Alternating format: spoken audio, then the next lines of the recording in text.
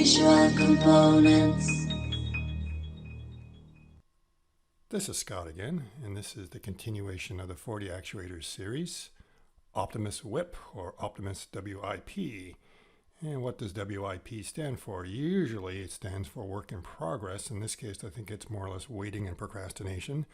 I realized going through this series as I started to tackle the arm, it turned out to be a little bit more challenging than I thought based on the existing models I had. So just tweaking existing models didn't work. So I decided to go back to the drawing board and build everything from scratch. And I kind of joked at the time, how long would it take? 2 weeks?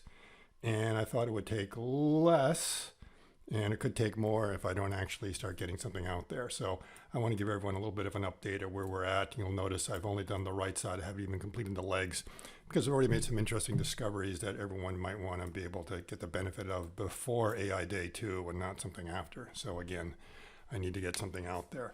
So where do we want to begin with this? Well, the best place to begin is actually going all the way back to this slide once again that we've been studying quite a bit in this series and figure out a little bit what's going on. So if you recall, we've been looking at the number of actuators, hence why this is called 40 actuators. And we've already done the torso and the neck, so there are a couple of videos out there that go in there. So I'll just remind everyone there's only 2 in the neck and 2 in the torso. Kind of, there might actually be a third axis in the torso that was treated in a previous video that I won't be able to show in this one until I complete it. In the arms it says 12. That doesn't mean 12 per arm, it means 12 total. So if you want to get this total of 40 actuators, you have to split 6 on each arm. That's already an interesting decision because most kinematic models for human arms are 7 degrees of freedom. So which degree of freedom are they getting rid of? Or are they? Because this could always change. This has been a year ago. There's no reason why they have to actually go with what the specifications are here, because this is probably a very early prototype of the prototype. So what we are going to be focusing on is what's going on up here. And we can sort of see where all these different actuators are and try to get some clues on what's going on. And I've started to model them so we get an idea. And these actuators, I think, tell us. So for instance, this one right down here, hopefully you can see my mouse right in there. Looks like it's got a center in there. So I assume there's a rotational axis along there. And also this one here, there seems to be a vertical rotation. That's what we were applying to the torso. The same with the neck and the head. I'm going to show that briefly, how I modeled those things. But the big focus is what's going on here in the shoulder. And this is where it starts to get a little bit interesting. As we zoom in, we start to see a few more things that maybe are not apparent when we're back. The most curious thing is, like, where's the elbow joint for this thing? There's no obvious point that's saying rotate here. You see something there, it looks like, could that be a pivot point through there? But right there looks like that's where the crease of the elbow is supposed to be. So something's a bit funny going on here. We're not quite sure what's going on. In the previous video, we noticed something interesting about what's going on here in the wrist, which we will try to get into as well. But you'll notice that rather than actually being a bone for the structure, it's more of an exoskeleton type of structure here. So all the rigidity and strength is going to come from some sort of exostructure, and then there's going to be stuff going down the middle. Any sort of cabling or services that needed to get out to the end will probably pass through those things. So this is where the structural elements are going to be. And then up here we have on the shoulder, and we want to see what's going on. And now I'm pretty sure that this axis that we see along here, the rotation along that axis, this is probably mounted at 30 degrees. We've got another rotational axis here, a little yoke, probably a rotation along this here. So that'll be our third axis. And this third axis is the controversial axis because it's usually considered the redundant axis in most kinematic models of robot arms. As a matter of fact, most articulated arm models do not have that axis. And when they put it in there, they don't call it the third axis. They actually call it the seventh axis because it kind of came in after all the others were declared. So we have this thing here, and we've also got something a little bit funny going on here. And this is where it gets interesting with the elbow and why I wanted to go ahead and make this video. So let's go ahead and take a look at what my model is. It is very crude at this point, as you probably just saw briefly there in the intro. But let's examine it a little bit and see what's going on. So we have the elbow joints kind of hanging out here somewhere. I'm assuming it's somehow going to be connected to this exoskeleton structure that we have here. And just to remind everyone what's going on. So here is the base of the pelvis. And we have rotation that can go back and forth like this. All right. And then we also have the possibility of rotation like this, back and forth. So another vertical axis rotation, which we can also do up here with the neck and also here with the head. So we can sort of see how those joints and axes are going to work. A little bit of an idea. This is a hint on what's coming for the legs, but still a little bit of modeling work to be done there. So the focus is up here right now. And the focus on the shoulder is that this axis, which extends along here, is mounted at about a 30-degree angle to the vertical axis of the body, or I should say the horizontal axis. And we're going to have it be able to rotate something like that. So that's axis number 1 of the shoulder, the very first axis. The second axis is going to be this one. Whoop, actually it's not that one. It's going to be this one right here. Let me show that again and grab that correctly. So we're going to go ahead and move this yoke back and forth. So this is the second axis. And then there's another axis in here which rotates along here. So we can sort of see how along this axis we're getting a rotation, which is that third or redundant degree of freedom that we have. And we can sort of see how it makes the whole arm spin around. And if you take your own arm and put it out there, you can kind of do that. And this is an axis that we don't have a whole lot of movement there, maybe plus or minus 30 at most. That's why in many models people might ignore it being there. But in this case, it definitely looks like it's there, because if you look at the AI Day slide, this looks an awful lot like it. And it's this thing here that's curious. I'm looking at that and saying, well, what the heck kind of joint do you have here?